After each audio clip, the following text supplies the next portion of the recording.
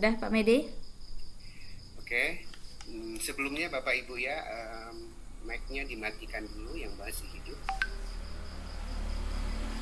Oke, kita mulai aja ya. Bismillahirrahmanirrahim. Assalamualaikum warahmatullahi wabarakatuh.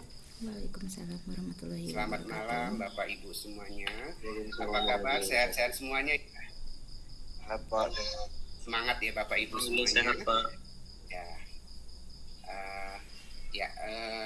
Alhamdulillahirrabbilalamin. Wassalatu wassalamu asrofil anbiya'i wal mursalin wa ala alihi wa sahbihi ajmain. Amma ba'du. Yang saya hormati Bapak-bapak, Ibu-ibu guru SMP Negeri 26 Krui, Bapak-bapak, Ibu-ibu Dewan Guru yang lainnya. Yang saya hormati Ibu Eni Fitriani Sihombing dan Ibu Ade Putri selaku pemateri kita pada malam hari ini.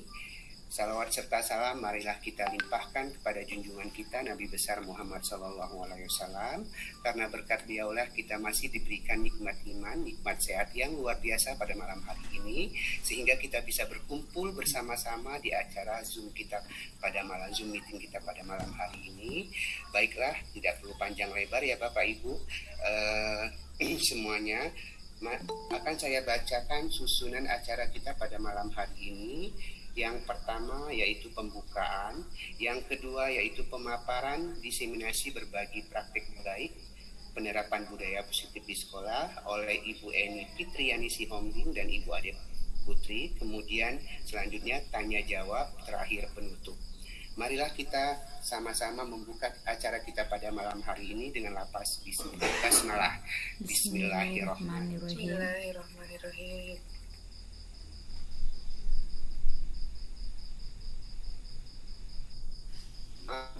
Bu Eni Sihombing ya, kepada Ibu Eni Fitriani Sihombing dipersilahkan. Ya baik, terima kasih kepada Bapak Medi Yusri yang sudah memandu acara kita pada malam hari ini. Apa kabarnya Bapak Ibu guru hebat semuanya? Baik Bu, alhamdulillah sehat. Sehat Bu Eni. Izin ya Pak, Bu, saya akan mau mempresentasikan. Izin.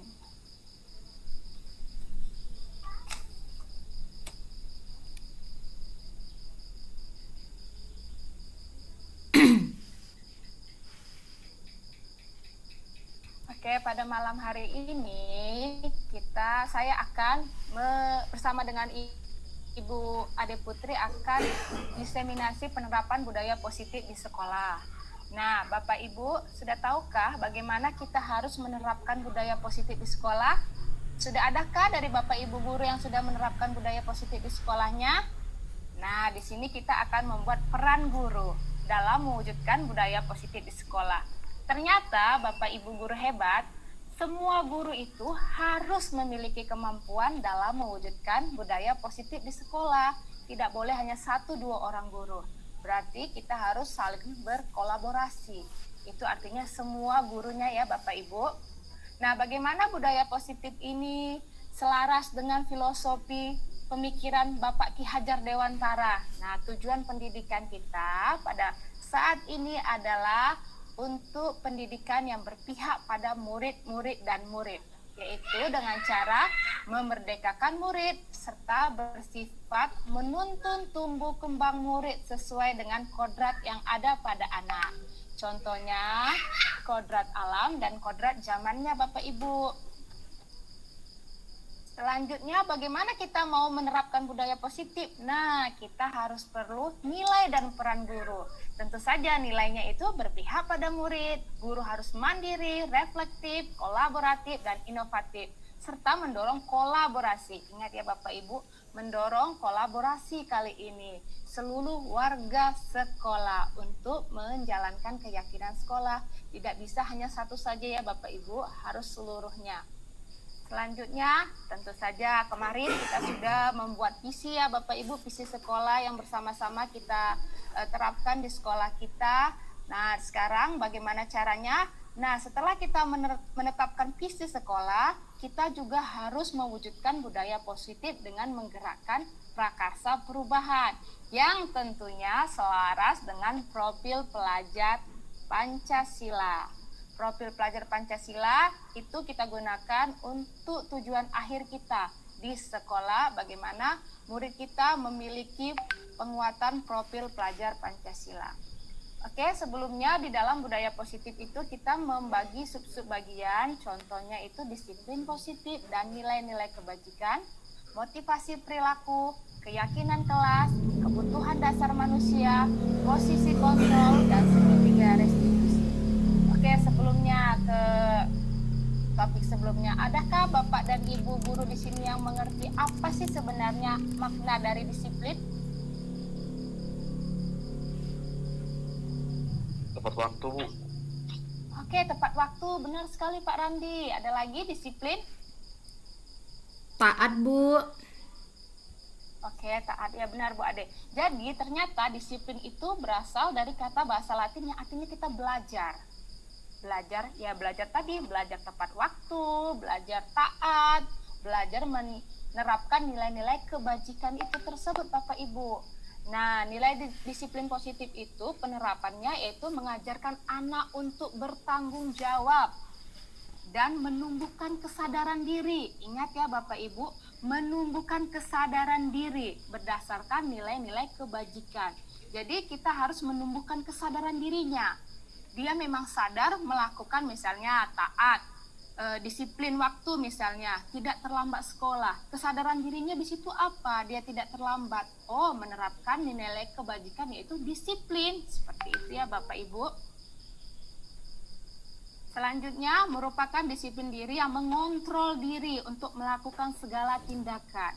Jadi Bapak Ibu, yang mendisiplinkan diri kita sendiri itu haruslah dari diri kita sendiri, kesadaran diri kita sendiri, sebaiknya bukan dari eksternal atau dari luar, yaitu dari internal. Dan membuat murid memahami dan menyadari motivasi internal tadi Bapak Ibu, bukan karena paksaan atau pujian, supaya misalnya tadi disiplin waktu, bukan karena pujian dia ingin dipuji sama orang, seperti itu Bapak Ibu ya. Itu dia tadi disiplin diri. Sekarang yang berikutnya adalah nilai-nilai kebajikan. Saya ingin bertanya atau ingin Bapak Ibu sharing. Kira-kira Bapak Ibu guru sudah tahu nggak apa itu nilai-nilai kebajikan? Ada yang tahu nggak apa itu nilai-nilai kebajikan?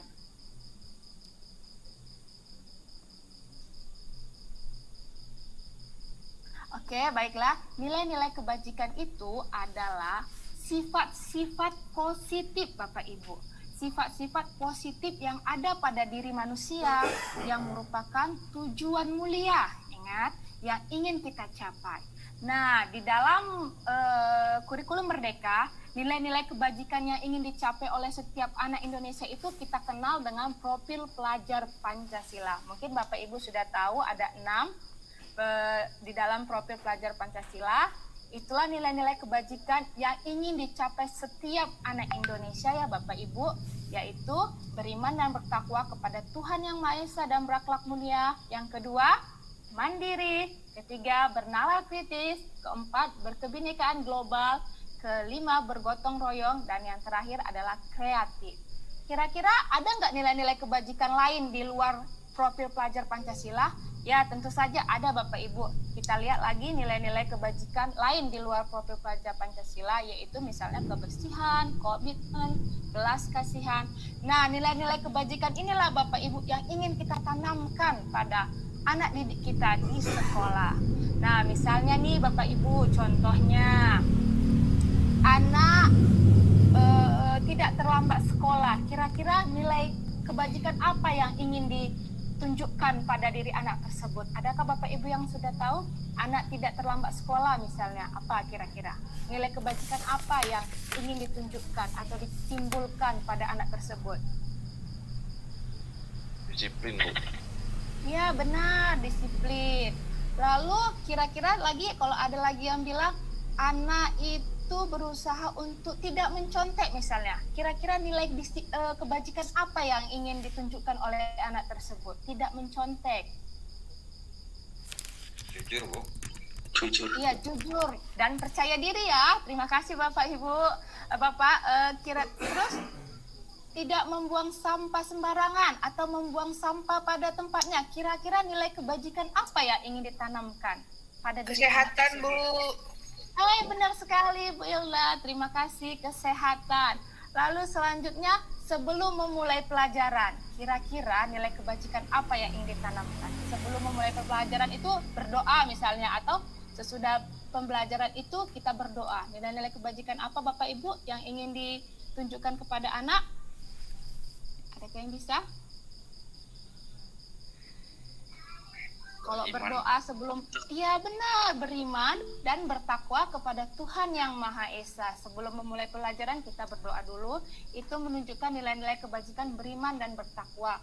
Nah, kalau di dalam misalnya di dalam apalagi contohnya di dalam kerja kelompok misalnya, semua anak aktif, kira-kira nilai kebajikan apa yang ingin ditunjukkan atau ditimbulkan pada anak tersebut yang sudah dimilikinya dengan aktif dalam kerja kelompok tadi? Ya, bisa bergotong royong ya Bapak Ibu, bener nggak? Bergotong royong, kreatif. Nah, dari situlah kita sudah paham arti disiplin positif dan nilai-nilai kebajikan. Jadi nilai-nilai kebajikan itu adalah nilai-nilai positif manusia yang ingin mencapai tujuan mulia yang didasarkan pada dirinya sendiri. Oke, selanjutnya motivasi perilaku manusia. Nah, ini ada pertanyaan pemantik nih Bapak Ibu. Sebagai seorang guru, kita kan guru ya Bapak Ibu semuanya, saat Anda hadir mengajar di kelas tepat waktu, kira-kira motivasi apakah yang mendasari tindakan Anda? Kita nih guru datang tepat waktu, kira-kira motivasi apa? Ada yang bisa? Biar dapat bonus, Bu. Biar dapat bonus ya. Oke, Bu Ade, ada yang lain? Motivasinya apa kira-kira sebagai guru datang hadir tepat waktu? Kenapa Bu? Tanggung jawab. Tanggung jawab, ya benar-benar sekali. Jadi setiap manusia itu ternyata memiliki motivasi yang berbeda-beda pada dirinya sendiri ya Bapak Ibu. Kita tidak bisa membilangkan itu baik, itu tidak baik ya. Ternyata Bapak Ibu ada 3 motivasi perilaku manusia. Yaitu yang pertama untuk menghindari hukuman. Nah, ini motivasinya nih, untuk menghindari hukuman. Dia mungkin takut terlambat karena tidak mau dihukum atau tidak mau dipecat misalnya, ya kan Bapak Ibu, kita kan sering sekali gitu kan, untuk melakukan sesuatu misalnya, aduh daripada dihukum nih mending dilakuin aja. Ada nggak Bapak Ibu yang pernah seperti itu? Saya rasa mungkin itu sifat manusia ya, itu ternyata motivasi perilaku manusia yang pertama. Yang kedua Bapak Ibu, untuk mendapatkan imbalan atau penghargaan dari orang lain. Nah, misalnya tadi kita datang tepat waktu itu untuk mendapatkan imbalan atau penghargaan misalnya jadi guru teladan nih, guru disiplin, itu kan penghargaannya kan Bapak Ibu, atau seringkali anak-anak juara 1 dapat penghargaan, itu kan motivasinya, kenapa ingin jadi juara 1? Biar dapat penghargaan, biar diumumkan bahwa kita juara 1, itu benar nggak Bapak Ibu? Ada ya yang seperti itu? Ada tentunya. Dan yang ketiga adalah motivasi untuk menjadi orang yang diinginkan dan menghargai diri sendiri dengan nilai-nilai yang diinginkan. Ternyata Bapak Ibu, ketiga motivasi ini, ya tentunya yang kedua ini, untuk menghindari hukuman dan untuk mendapatkan imbalan itu ternyata motivasi eksternal, motivasi yang dari luar, tidak motivasi internal tadi Bapak Ibu. Sementara yang kita butuhkan adalah motivasi internal, untuk menjadi orang yang diinginkan dan menghargai diri sendiri Bapak Ibu dengan nilai-nilai yang diyakini. Nilai-nilai apa yang diyakini? Ya tadi nilai-nilai kebajikan yang sudah kita buat tadi, yang kita yakini baik adanya. Ada banyak kan nilai-nilai kebajikan tersebut? Seperti itu Bapak Ibu. Untuk menjadi orang yang diinginkan inilah yang harus kita miliki sebagai guru atau bahkan murid nantinya. Untuk motivasi apa yang mendasari perilakunya tersebut. Misalnya tadi ya seperti itu. Nah, untuk menghindari hukuman dan memberikan penghargaan itu diminimalis ya Bu, Bapak Ibu, karena itu adalah motivasi eksternal sebenarnya dalam diri murid. Itu tidak motivasi internal. Kita harus menumbuhkan motivasi internal di mana mereka mengerti akan nilai-nilai kebajikan yang sudah mereka hadapi. Oke, ini lagi ada motivasi, ini pertanyaan terakhir.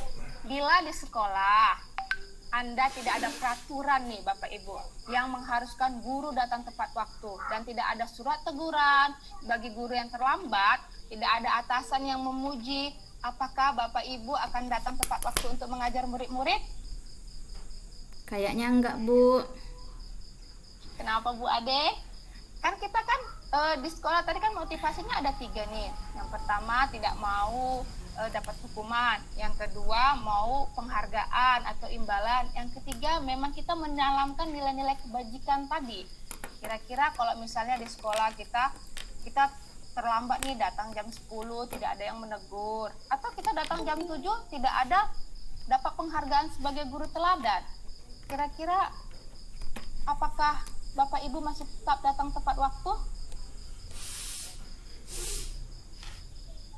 Saya harap ya, karena kita sudah memiliki motivasi tersebut, yang itu motivasi yang intrinsik yang dari dalam, saya berharap Bapak Ibu harus menumbuhkan motivasi yang intrinsik yang memang Bapak Ibu mau menanamkan nilai-nilai kebajikan tersebut untuk meyakini bahwa saya datang tepat waktu ke sekolah karena memang saya itu ada pada diri saya bahwa saya ingin disiplin waktu agar murid-murid saya tahu kalau saya disiplin waktu itu adalah nilai-nilai kebajikan yang memang harus dimiliki oleh seluruh orang.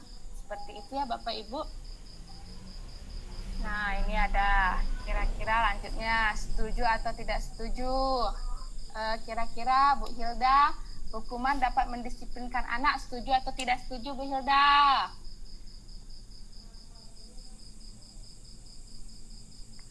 Mana Bu Hilda ini? Oke, lagi tidak ada ya. Kira-kira hukuman dapat mendisiplinkan anak enggak? Setuju atau tidak setuju Bapak Ibu? Setuju, Bu. Setuju? Oke, nggak apa-apa. Kira hukuman dapat mendisiplinkan anak, ada yang bilang setuju, ada nggak yang tidak setuju? Udah, masa aku Bu, nggak aja. setuju. Masa aku aja Pak jawab. Randi tidak setuju. Kira-kira kenapa hukuman tidak dapat mendisiplinkan anak, Pak Randi? Ya, instrumen itu sudah harus ditinggalkan gitu. Kalau zaman dulu mungkin bisa, kalau sekarang banyak instrumen-instrumen yang harus kita kembangkan untuk membuat anak menjadi disiplin sebenarnya tanpa harus ada banyak hukuman. Menurut saya tapi Ya, benar sekali, saya setuju dengan. Iya, hebat sekali Pak Randi. Ya, benar sekali. Ternyata Bapak Ibu, hukuman tidak dapat mendisiplinkan anak karena hukuman itu berasal dari eksternal, bukan dari internal dari dirinya Bapak Ibu, sesuai dengan tadi teori motivasi manusia. Nah, yang kedua, memberikan penghargaan dapat meningkatkan motivasi belajar anak. Benar nggak demikian? Kita memberikan penghargaan, misalnya hadiah nih. Apakah benar dapat meningkatkan motivasi belajar anak? Setuju atau tidak setuju Bapak Ibu? Tidak setuju, Bu. setuju, Bu. Tidak setuju, iya. Ada yang bilang setuju, ada yang tidak setuju. Oke, kita tampung. Kira-kira kenapa tidak setuju?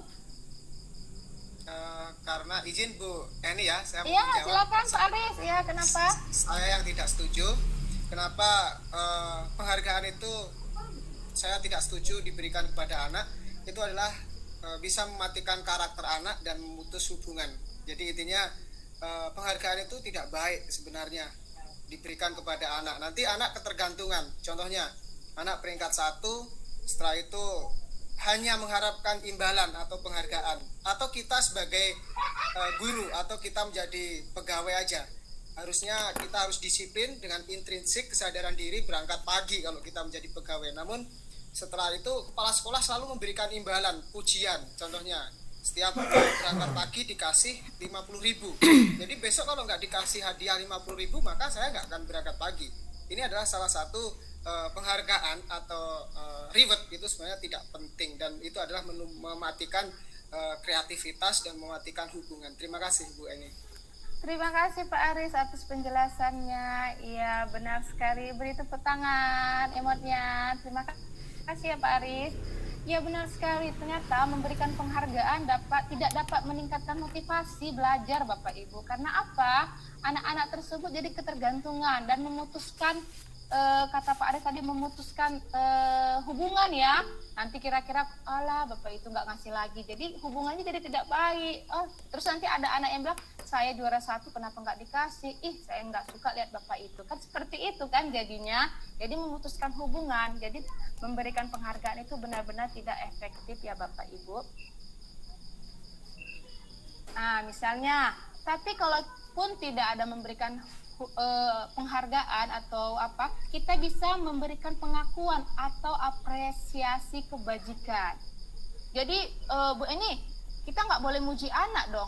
Memuji boleh, itu artinya kita memberikan apresiasi, tapi kita harus lihat nilai-nilai kebajikan apa yang kita berikan.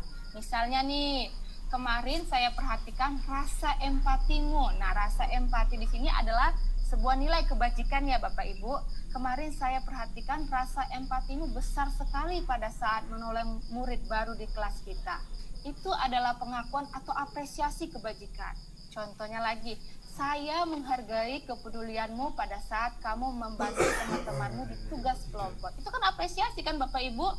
Bukan penghargaan ataupun hadiah, tapi apresiasi kebajikan.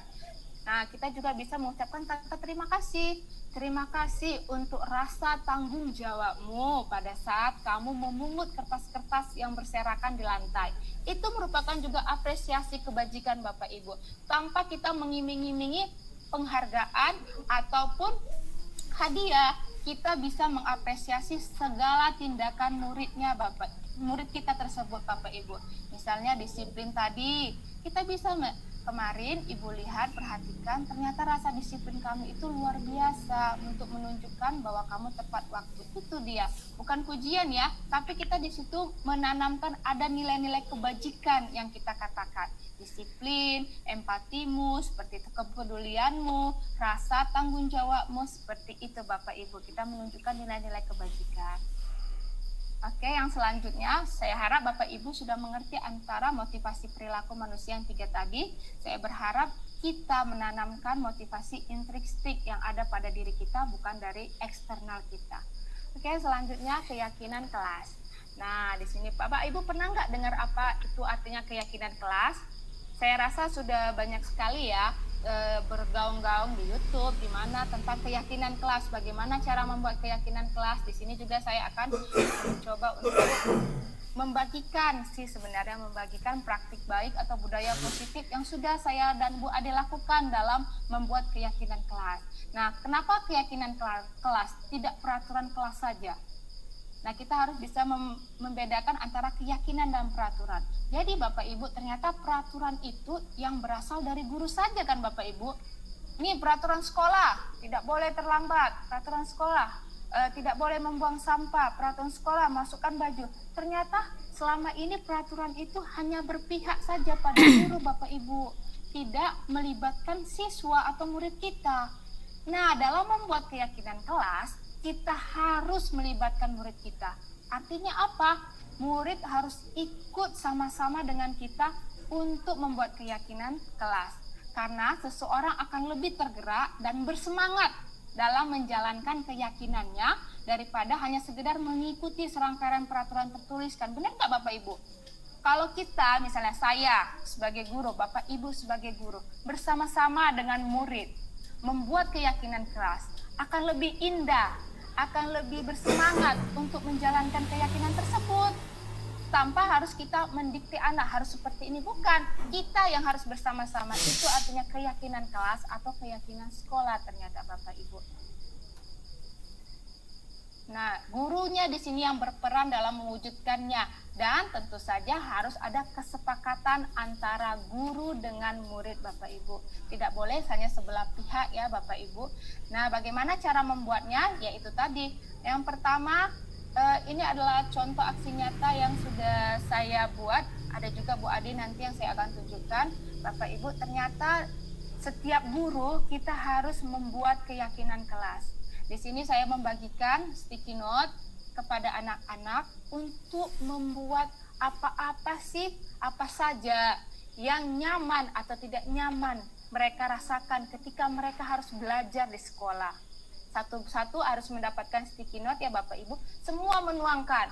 Misalnya semua anak ada yang nyaman, ada yang tidak nyaman, saya bagikan 2 itu kertasnya. Boleh Bapak Ibu contoh ya Bapak Ibu, nggak apa-apa, kita sekarang ATM, amati, tiru, dan modifikasi. Boleh juga Bapak Ibu suruh menuliskan anak-anak di papan tulis, di blackboard atau whiteboard juga boleh kita gunakan untuk membuat apa-apa saja yang mereka yakini, supaya saat pembelajaran di ruang kita, di mata pelajaran kita itu bisa kondusif dan kita sama-sama mempunyai keyakinan kelas. Nah, setelah mereka menulis, suruh juga mereka Bapak Ibu menempelkannya di whiteboard itu. Kita suruh mereka tempelkan sendiri. Nah, semua sudah bersemangat untuk mengutarakan pendapatnya, walaupun mendengar melalui tulisan boleh, melalui langsung bertanya juga boleh, nggak apa-apa. Ini karena mungkin karena saya menerapkannya di kelas 7, mereka masih pada malu-malu ya Bapak Ibu, saya menggunakan sticky note untuk mereka bisa mengutarakan pendapat mereka. Selanjutnya, setelah mereka menempelkan, saya menyuruh mereka untuk maju ke depan membaca. Jadi semua orang, semua murid bisa membaca apa yang menjadi mereka rasa tidak nyaman dan apa yang mereka anggap nyaman saat mau mempelajari pelajaran. Di sini ada contoh-contohnya.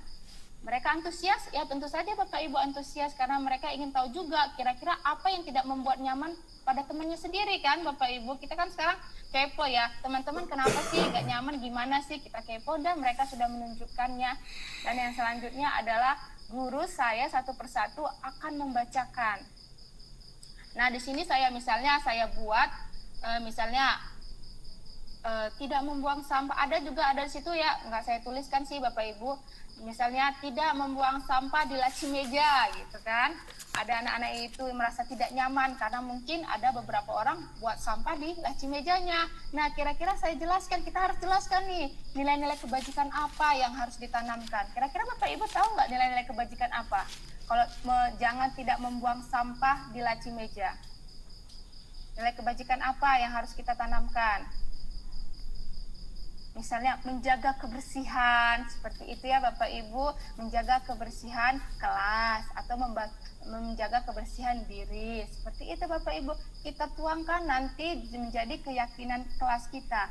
Jadi kita ubah kalimat yang negatif menjadi kalimat positif. Misalnya ada juga tadi yang mengatakan, iya saya tidak mau diejek nama orang tua. Kira-kira nilai kebajikan apa? Kita arahkan anak-anak. Tidak mengejek orang tua itu nilai kebajikan apa anak-anak yang harus kita tanamkan? Contohnya menghormati dan menghargai orang lain. Di situ nilai kebajikannya yang kita tanamkan. Misalnya ada lagi, misalnya tadi juga menjenguk teman yang sakit, misalnya kan. Kira-kira nilai kebajikan apa anak-anak yang harus kita tanamkan? Kita tanyakan kepada anak-anak seperti itu. Enggak apa-apa mereka mengutarakan nilai kebajikan apa yang kita tanamkan. Menjenguk orang sakit. Ada nggak yang tahu seperti itu kan? Misalnya nilai kebajikannya yaitu berempati kepada orang lain, saling tolong menolong. Seperti itu Bapak Ibu, itu adalah contoh keyakinan kelas. Ketika kita sudah membuat keyakinan kelas, fondasi kita ini sudah kuat Bapak Ibu untuk melakukan segala sesuatunya yang kita yakini benar. Dan anak-anak sadar betul bagaimana keyakinannya itu menumbuhkan ada pada diri mereka untuk mereka taati dan mereka jalani seperti itu. Karena kita bersama-sama sekarang membuatnya, bukan hanya dari saya saja sebagai seorang guru, bukan dari kita dari seorang guru. Begitu Bapak Ibu. Lalu kita rangkup. Ini contoh keyakinan yang sudah dibuat Bu Ade ya. Nah, dia sudah membuatnya di kelas 9. Ini contohnya. Kita tempel saja sebagai bukti supaya diingat selamanya lah istilahnya untuk Bu Ade-nya. Ini keyakinan kelas Bu Ade, keyakinan kelas saya kebetulan belum, tapi sudah saya mau buat di tempelnya. Nah ini jadi apa? Nah ini ada Bu Ade yang sedang memeluk siswa ini karena dia merasa senang kali ya, merasa senang karena sudah anak-anak juga merasa senang ya, apresiasi atau apapun yang sudah dituangkannya itu menjadi sesuatu yang nyata. Misalnya ini nih, saya sering diejek nama orang tuanya. Nah, kita buat kesepakatan bersama-sama untuk tidak mengejek, menghormati dan menghargai orang lain sehingga membuat kelas kondusif dan aman. Benar begitu Bu Ade?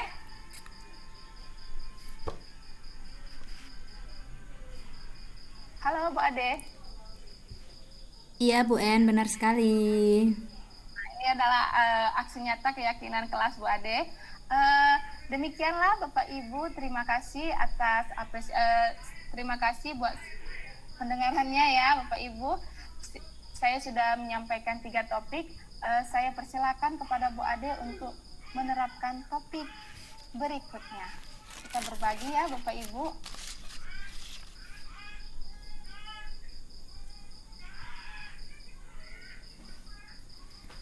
Oke, terima kasih Bu Eni, sangat luar biasa sekali pemaparannya. Berarti langsung aja saya Pak Medi atau bagaimana?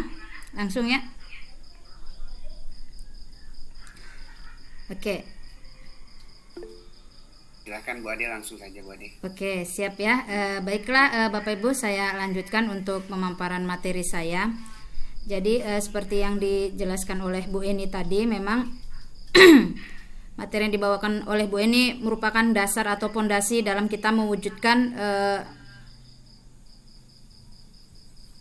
budaya positif di sekolah, di mana itu merupakan nilai-nilai kebajikan, motivasi perilaku manusia dan juga keyakinan kelas. Nah, lalu di sini saya akan memaparkan sedikit tambahan ya dari penerapan budaya positif di sekolah yang sudah pernah kami lakukan, di mana tentunya kita sering berpikir ya, bagaimana jika disiplin positif itu tidak dilaksanakan gitu. Jadi kalau kita bicara mengenai budaya positif, tentunya pembiasaan perilaku-perilaku positif yang berujung kepada karakter. Tapi bagaimana jika disiplin positif itu tidak dilaksanakan alias dilanggar gitu peraturannya. Nah, Bapak Ibu, mungkin seperti kita ketahui bersama bahwasanya seseorang itu memang melakukan suatu perbuatan pasti memiliki yang namanya tujuan. Tapi sebelum saya lanjutkan, saya ada sedikit ice breaking ya Bapak Ibu, biar agak sedikit santai. Ini kita tebak gambar ya, mungkin bisa langsung dibicarakan aja, langsung open mic aja bagi yang tahu, nggak apa-apa, nggak usah angkat tangan atau nggak usah diketik. Kita tebak gambar sedikit ya Bapak Ibu, biar relax sedikit aja, sebentar aja ini tebak gambarnya. Oke, nah kita mulai ya. Kok nggak mau di apply?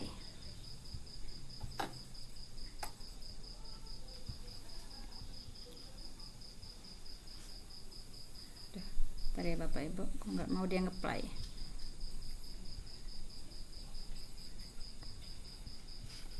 Bentar ya. Nggak mau di-apply ya nih.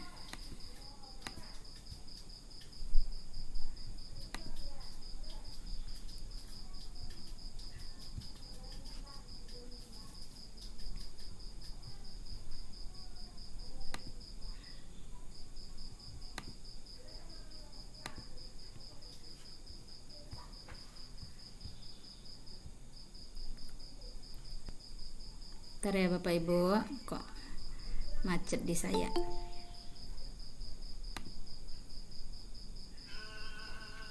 Biasa Bu, biasanya gangguan jaringan.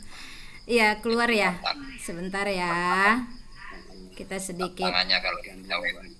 ice breaking ya Bapak Ibu. Sudah nampil ya? Berarti nggak usah saya inikan aja ya. Belum nampil? Ya, ini udah mau.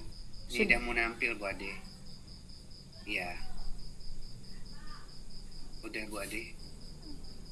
Udah nampil. Sudah nampil Pak Medi? Videonya belum. Ya, sudah nampil tapi videonya belum. Belum ya? Nah, Sebentar ya Bapak kalau Ibu. dari Canva memang agak lama Bu Ade, tadi saya juga presentasi di sekolah. Iya Tapi ya. dari Canva agak susah. Apa sudah nampil Pak Medi? Belum. Belum ya? Sabar ya Bapak Ibu. Iya Bu, masih loading. Masih loading ya. Apa masih belum? Belum Bu Ade. Kenapa dia lama ya?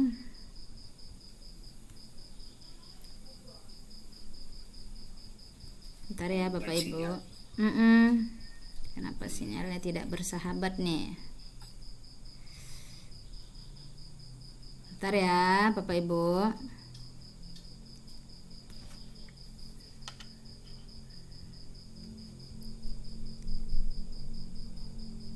Apa sudah nampil Pak Medi belum? Belum Bu Ade.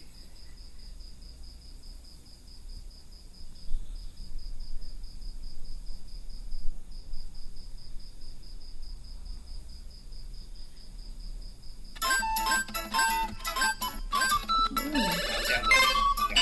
Gimana Pak? Udah nampil. Udah. Udah? Udah. Udah nampil Bapak Ibu? Sudah Bu. Oke, kita mulai ya ice breakingnya sedikit ya. Kita tebak gambar ya. Yang tahu bisa langsung nebak ya. Nanti ada dapat hadiah nanti dari saya. Boleh Bu Ade. Sebentar, saya play. Yuk tebak, ini hewan apa? Udah Bu Ade. Ya. Burung. Ayo ini apa Bapak Ibu? Kambing. Kucing. Ya, belum benar juga. Ayo, masih belum ada yang benar. Buaya. Kodok. Kodok, komodo. Kepalanya ini apa nih? Kepalanya apa? Komodo. Nah kan biar kan kepalanya buaya. Ayo, yang ini Bapak Ibu. Meong. Keong, burung. Ya, ikan Bapak Ibu. Ayo, yang ini Bapak Ibu. Meong. Jerapah katanya. Ya. Masih ada Bapak Ibu. Ya, yo. Bebek. Bebek. Ternyata masih. Ini Bapak Ibu. Ayo, masih belum ada yang benar.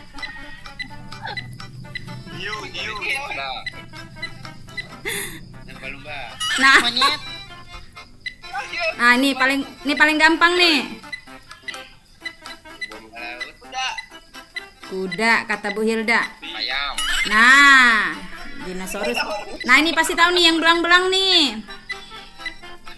Itu pakai pasti. Zebra pasti kata Bu Hilda. Oke. Nah, salah Bu Hilda. Nah, ini Bu Hilda nih. Koala. Nah, burung hantu guys. Oke, sekian dan terima kasih katanya. Itulah dia ice breaking kita sedikit. Oke, Bapak Ibu. Nah, kita kembali lagi ya ke materi kita. Nah, kali ini seperti tadi yang sudah disampaikan oleh Bu Eni, bahwasanya yang disampaikan Bu Eni tadi adalah dasar atau fondasi dalam kita menerapkan budaya positif di sekolah.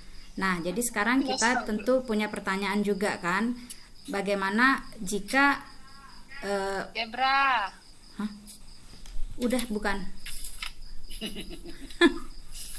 Udah Bu En. Bagaimana jika seseorang tersebut tidak mematuhi peraturan, karena memang budaya positif ini adalah cenderung kita memahami yang namanya disiplin positif cenderung berhubungan dengan peraturan. Bagaimana jika murid tidak mematuhi peraturan? Tentunya ini yang harus kita pahamin adalah yang pertama mengenai kebutuhan dasar manusia. Jadi setiap perilaku itu pasti memiliki yang namanya tujuan. Salah satu tujuan dari perilaku tersebut adalah memenuhi kebutuhan dasarnya sebagai manusia. Bisa kadang satu, bisa dua. Lalu apa saja kebutuhan dasar yang ingin dipenuhi kita sebagai manusia? Nah, yang pertama di sini ada kebutuhan bertahan hidup. Kebutuhan bertahan hidup itu adalah termasuk kebutuhan yang bersifat fisiologis, yaitu misalnya kesehatan, rumah ataupun makanan. Jadi misalkan tentu kita mungkin pernah ya menemukan kasus murid kita misalkan mencuri uang temannya. Lalu pernah mungkin juga kita tanyakan, ketika kita tanyakan alasan dia apa, kenapa kamu mencuri nak? Ya Bu, saya dikasih uang jajan sama orang tua saya. Nah, itu salah satu tujuan dia berperilaku untuk bertahan hidup seperti itu. Itulah tujuan dia melakukan kegiatan mencuri tersebut. Lalu kebutuhan apalagi yang biasanya juga sering dipenuhi oleh peserta didik dalam berperilaku, yaitu kebutuhan kasih sayang dan rasa ingin diterima, yaitu merupakan kebutuhan untuk disayangi dan diterima, meliputi kebutuhan akan hubungan dan koneksi sosial, kebutuhan untuk memberi dan menerima kasih sayang, dan kebutuhan untuk merasa menjadi bagian dari suatu kelompok. Kebutuhan ini juga meliputi keinginan untuk tetap terhubung dengan orang lain, seperti teman, keluarga, pasangan hidup, teman kerja, binatang peliharaan, dan juga kelompok di mana kita bergabung. Nah, di sini juga mungkin kita juga pernah menemukan kasus ya, kenapa kamu bully-bully teman kamu, misalkan, ya bu nggak apa-apa, senang aja kita bu, atau ya bu saya ingin diperhatikan. Nah, itu dianya yang ingin dipenuhinya kebutuhan apanya di sini gitu. Jadi kita harus bisa memahamin. Lalu yang ketiga, kebutuhan akan penguasaan ataupun pengakuan atas kemampuan yang dimilikinya, di mana kebutuhan ini menyangkut kekuatan untuk mencapai sesuatu, menjadi kompeten, menjadi terampil, diakui atas prestasi dan keterampilan kita, didengarkan dan memiliki rasa harga diri. Kebutuhan ini juga meliputi keinginan untuk dianggap berharga, bisa membuat perbedaan, bisa membuat pencapaian, kompeten, diakui dan dihormati. Lalu selain ini juga ada juga kebutuhan yang harus dipenuhi sebagai manusia, yaitu ada kebutuhan akan kebebasan Bapak Ibu, yaitu kebutuhan akan pilihan, di mana kebutuhan ini mencakup kemandirian, otonomi, memiliki pilihan, dan juga mampu mengendalikan arah hidup seseorang. Dan yang terakhir adalah kebutuhan kesenangan, yaitu kebutuhan untuk mencari kesenangan bermain dan tertawa. Jadi misalkan kita pernah menemukan seorang murid ini berbicara seperti ini kepada kita Bapak Ibu. Ibu guru bilang aku tidak boleh bersenandung sewaktu mengerjakan tugas. Katanya kelas harus tenang, tidak ada suara, kan gak seru jadinya. Nah, jadi kita memang mungkin pernah juga termasuk saya gitu ya. Jangan berisik di kelas ya, gitu kan ya Bapak Ibu. Jangan berisik, kerjakan tugasnya, udah duduk tenang diam. Nah, ternyata di situ ada salah satu kebutuhan anak murid yang tidak terpenuhi dengan kita menyuruh mereka untuk tenang, duduk diam gitu. Lalu kita juga pernah juga mungkin menemukan murid dengan kasus seperti ini. Ibu guru tidak menyapa aku hari ini padahal aku pakai jepit rambut baru nih gitu. Atau bu lihat bu aku sepatu baru nih bu, kok ibu nggak tahu sih gitu kan. Nah, berarti ada kebutuhan yang ingin dipenuhinya di situ, yaitu perhatian akan kasih dan sayang kan.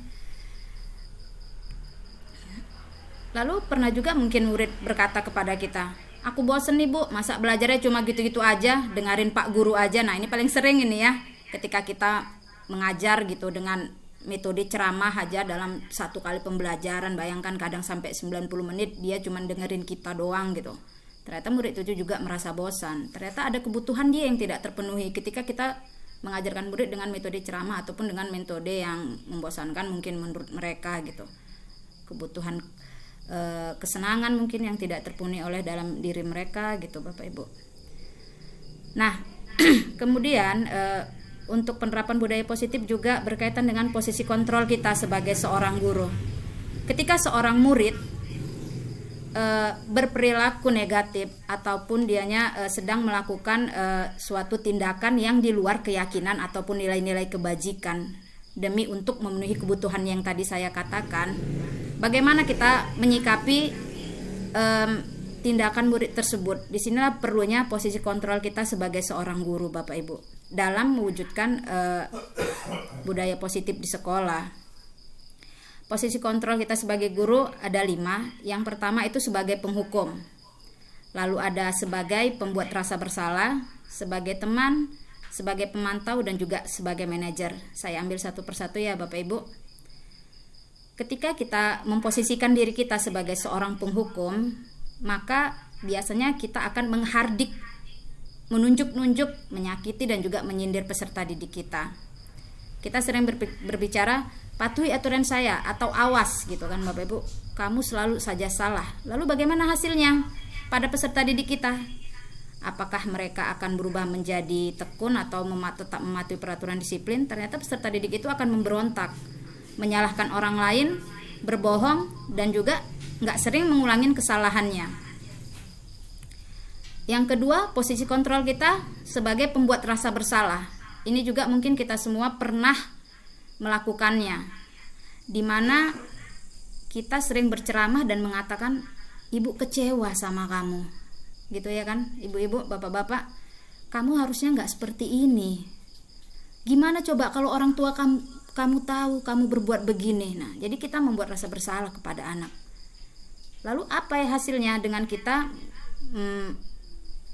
memiliki posisi kontrol pembuat rasa bersalah ini? Maka anak didik kita akan merasa menjadi orang yang gagal, tidak sanggup membahagiakan orang lain, dan juga merasa rendah diri. Posisi kontrol yang ketiga, Bapak Ibu, adalah posisi kontrol sebagai teman, di mana posisi kontrol ini yaitu kita sebagai guru membuat alasan untuk muridnya. Kita sering berbicara juga, mungkin pernah juga pasti kita melakukan posisi kontrol ini. Ayo bantulah demi ibu ya, kamu gak sayang ya sama ibu, gitu kan? Masa kamu tidak mau? Ingat kan ibu pernah nih bantu kamu, masa kamu melakukan hal seperti ini sih sama ibu, gitu. Nah, lalu apa dampaknya kepada peserta didik kita jika kita memposisikan diri kita sebagai teman? Maka murid akan menjadi lemah, tidak mandiri, juga bergantung pada orang lain. Lalu posisi kontrol yang keempat nih Bapak Ibu, kita juga pasti pernah nih mengalami atau berada pada posisi kontrol ini, yaitu posisi kontrol pemantau. Lalu apa yang dilakukan guru di sini? Kalau sebagai pemantau, kita itu memantau, menghitung dan mengukur apa yang sudah dilakukannya. Kita sering berbicara, apa peraturan di sekolah ini? Gitu kan? Kenapa kamu melanggarnya? Apa konsekuensinya karena kamu sudah melanggar peraturan sekolah kita? Nah, lalu hasilnya apa yang terjadi pada murid kita? Ternyata efeknya adalah menitik beratkan pada sanksi ataupun hukuman, bisa jadi ya, atau konsekuensi ataupun hadiah yang untuk dirinya itu kalau dianya perilaku positif. Dan posisi yang terakhir yaitu Bapak Ibu, posisi sebagai manajer. Posisi sebagai manajer ini yang dilakukan guru adalah dengan menuntun dan mendukung murid dalam menemukan solusi atas permasalahannya sendiri dan mempertanggungjawabkan perilakunya. Nah, guru sering berkata ketika pada posisi manajer ini, apa yang kamu yakinin? Jika kamu meyakininya, apakah kamu bersedia memperbaikinya? Lalu apa rencana kamu untuk memperbaiki masalah ini? Jadi dia bersifat menuntun murid untuk menyadari kesalahan yang sudah dilakukannya ataupun perbuatan yang dilakukannya yang memang di luar dari keyakinan yang sudah ada. Dan pada posisi manajer ini juga Bapak Ibu akan mengacu pada sebuah yang namanya restitusi. Apa itu restitusi? Nah, jadi restitusi itu Bapak Ibu merupakan sebuah tindakan pemulihan atas respon dari permasalahan yang terjadi berdasarkan kesadaran diri, untuk kemudian anak-anak bertanggung jawab atas permasalahannya dengan meyakini nilai-nilai kebajikannya. Jadi restitusi ini juga merupakan salah satu pendekatan Bapak Ibu yang bisa kita gunakan dalam penerapan disiplin positif. Karena harapannya penerapan disiplin positif ini adalah merupakan penerapan disiplin positif yang berpihak pada murid Bapak Ibu. Di mana pada restitusi ini tentunya guru berada pada posisi kontrol. Pendekatan restitusi sendiri Bapak Ibu ada 3 tahap. Yang pertama itu namanya menstabilkan identitas. Yang kedua validasi tindakan yang salah. Dan yang terakhir adalah menanyakan keyakinan. Kita ambil satu persatu ya Bapak Ibu. Bagaimana cara kita menyelesaikan permasalahan yang kita temui dalam diri peserta didik dengan yang namanya dengan yang namanya segitiga restitusi. Yang pertama yaitu ya Bapak Ibu ada namanya tahap menstabilkan identitas. Jadi ketika anak-anak sedang berperilaku gagal ataupun sedang dalam identitas gagal, artinya anak-anak sedang mewujudkan ataupun memenuhi kebutuhan dasarnya, tidak bisa dilakukan dengan cara yang positif, sehingga anak-anak melakukannya dengan cara yang negatif, yaitu di luar keyakinannya. Nah, disinilah kita menstabilkan identitas anak. kita itu mengatakan kepada anak bahwasanya kita semua pernah melakukan hal yang terbaik yang bisa kita lakukan. Disinilah tugas kita. Biasanya kita di sini berkata kepada anak pada saat menstabilkan identitas, berbuat salah itu adalah hal yang manusiawi. Ibu juga pernah melakukan kesalahan yang kamu buat, ataupun kita juga bisa berbicara kepada anak, kita pasti bisa menyelesaikan permasalahan ini. Ataupun ibu tidak tertarik nih untuk mencari tahu siapa yang benar dan siapa yang salah. Bapak Ibu tertarik untuk kita dapat menyelesaikan permasalahan ini. Jadi di sini anak-anak sudah langsung stabil identitasnya. Yang tadinya dia identitas gagal karena sudah melakukan kesalahan, dengan kita stabilkan dengan kalimat-kalimat seperti itu, maka anak-anak akan merasa, oh iya ternyata aku tidak disalahkan nih gitu. Jadi dia sudah berubah dari yang tadinya identitas gagal menjadi identitas sukses. Lalu tahapan selanjutnya apa yang harus kita lakukan? Nah, validasi tindakan yang salah. Maksudnya bagaimana validasi tindakan yang salah, Bapak Ibu? Setelah tadi anak-anak sudah tenang, sudah merasa tidak berada dalam posisi gagal lagi, maka kita validasi tindakan dia yang salah, yaitu dengan mengatakan bahwasanya pada dasarnya setiap tindakan manusia tujuannya adalah memenuhi kebutuhan dasar, apakah itu penguasaan, kebebasan, kasih sayang, kesenangan, ataupun bertahan hidup. Kita bisa dengan mengatakan kepada anak bahwasanya kamu bisa saja melakukan hal yang lebih buruk, tapi kamu tidak melakukannya kan? Ataupun kamu pasti punya alasan mengapa melakukannya, misalkan seperti mencuri tadi. Kamu pasti punya alasan kan mengapa melakukannya. Lalu kita bisa juga berbicara misalkan apa yang penting bagi kamu. Atau maukah kamu belajar cara lain untuk mendapatkan apa yang kamu butuhkan tanpa harus misalkan tadi mencuri. Nah, jadi kita memvalidasi tindakan yang salah pada diri anak setelah mereka stabil identitasnya. Dan tahap yang terakhir Bapak Ibu, kembali ke yang tadi, keyakinannya. Bahwasanya kita semua pasti memiliki yang namanya motivasi internal ya Bapak Ibu. Pasti ada motivasi internal kita. Kita pasti sudah memiliki nilai-nilai kebajikan dan juga keyakinan. Lalu anak di sini kita bertugas untuk membuat anak melihat kesalahannya itu dihubungkan dengan norma sosial dan nilai-nilai yang mendasari manusia berinteraksi dengan orang lain, ya nilai kebajikan yang tadi sudah dijabarkan oleh Bu Eni ya. Nah, di sini kita bisa menanyakan kepada anak apa yang kamu percaya gitu kan? Apakah tindakan yang kamu lakukan ini sesuai dengan keyakinan kamu? Lalu kamu mau jadi orang seperti apa ke depannya? Nah, jadi setelah kita melakukan tahapan-tahapan ini, barulah kita menuntun anak kepada yang namanya sebuah restitusi Bapak Ibu. Nah, restitusi ini juga harus ditemukan atau diambil oleh anak sendiri dalam pemecahan masalahnya. Sehingga tujuan dari restitusi ini yaitu mewujudkan peserta didik yang merdeka, mandiri, dan bertanggung jawab. Ini di sini saya ada contoh yang sudah saya lakukan juga dalam menerapkan segitiga restitusi kepada peserta didik saya, di mana ini kasusnya biasa ya Bapak Ibu bullying atau juga manggil nama temannya dengan nama orang tuanya. Mungkin kita bisa lihat bersama-sama dulu. Ini adalah contoh restitusi yang sudah pernah saya lakukan. Romli, tadi pagi Ibu dapat laporan, katanya kamu membuat Eca nangis di kelas ya?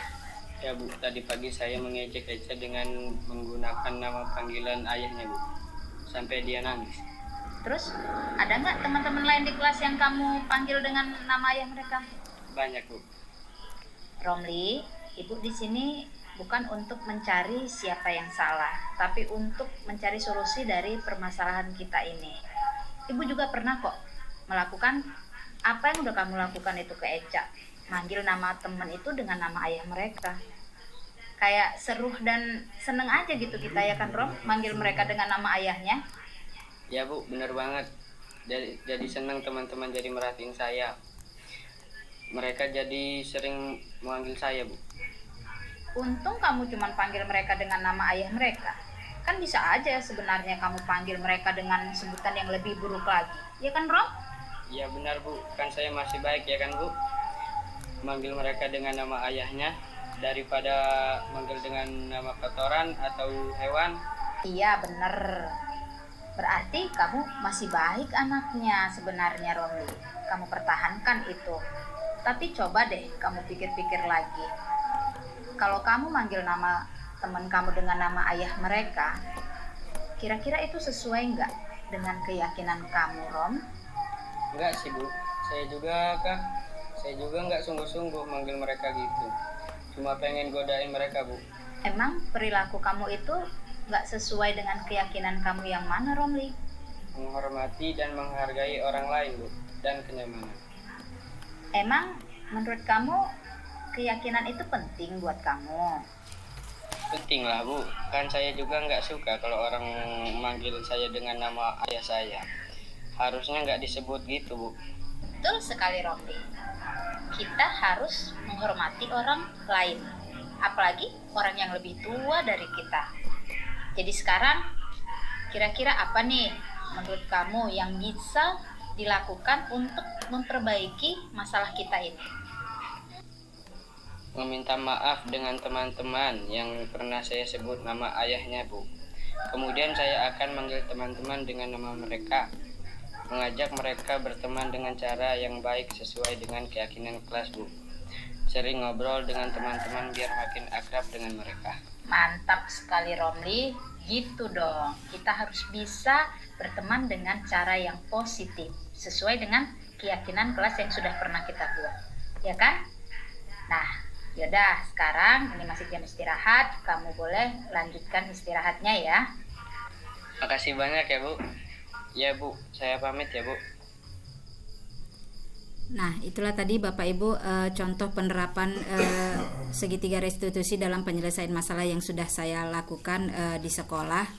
Jadi harapannya dalam mewujudkan budaya positif di sekolah dengan memahami yang namanya nilai-nilai kebajikan, motivasi perilaku manusia, lalu dengan membuat keyakinan kelas dengan melibatkan peserta didik, kita memahami kebutuhan dasar yang harus dipenuhi peserta didik dalam setiap perilakunya, dan juga kita memahami posisi kontrol di mana kita seharusnya berada, dan yang terakhir pendekatan dengan menggunakan segitiga restitusi dalam penyelesaian masalah. Diharapkan kita dapat mewujudkan budaya positif nih di sekolah kita, di mana harapannya peserta didik juga dapat menerapkannya bukan hanya di lingkungan sekolah, sehingga kita memang harus menimbulkan motivasi intrinsik dalam diri mereka. Jadi mereka juga bisa menerapkannya di dalam lingkungan keluarga ataupun di dalam lingkungan masyarakat nantinya.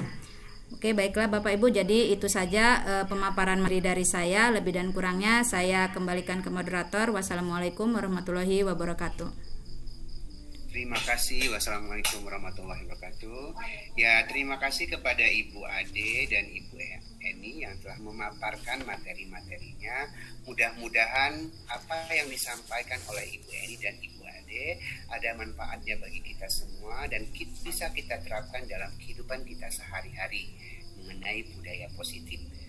Ya, langsung saja mungkin Bu Ade dan Ibu Eni sesi tanya jawab kepada Bapak Ibu guru hebat yang mau bertanya. Silahkan 3 orang penanya dulu ya. Silakan Bapak Ibu, raise hand ya Bapak Ibu.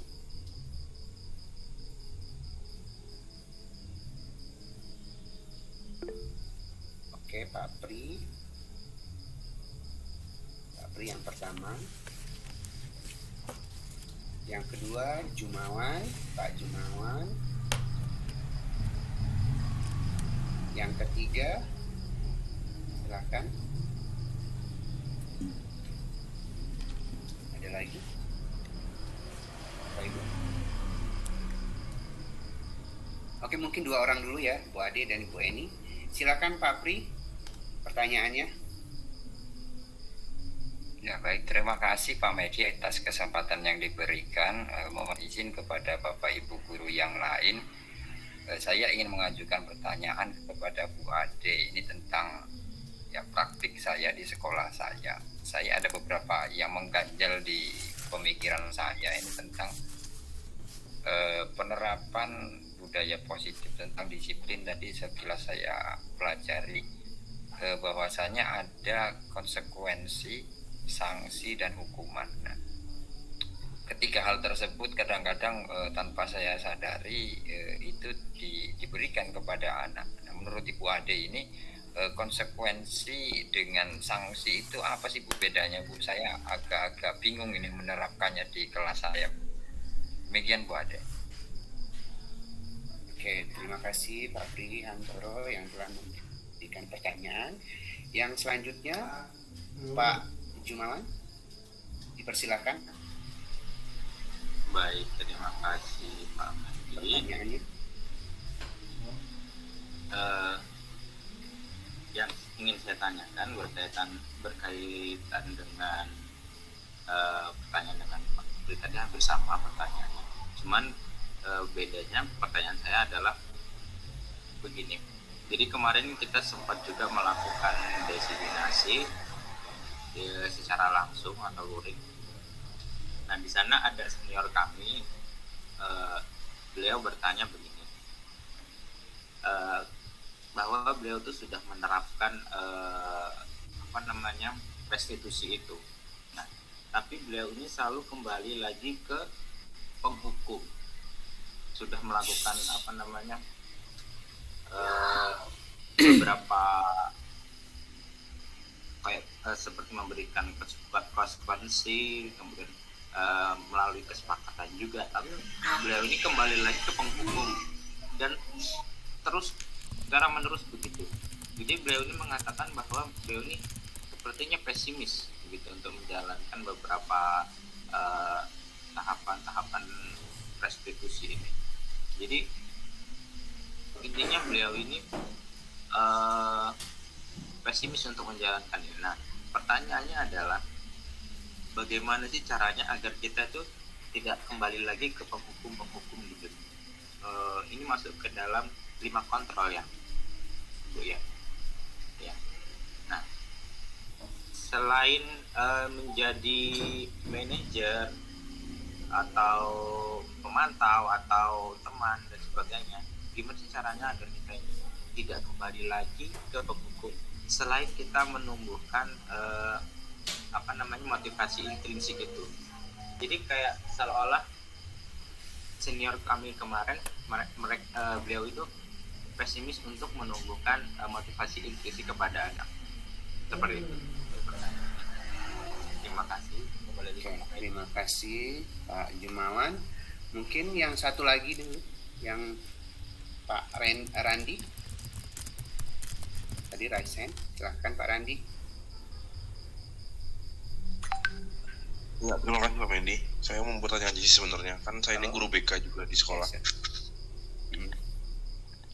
Guru BK itu kan sebenarnya memakai sistem ini sebenarnya sudah ada sebelum kurikulum merdeka. Memang kita ada namanya azas keterbukaan, kemandirian, dan kerahasiaan. Menurut saya memang apakah ini bisa dikombin, apakah hanya memang harus pure murni dari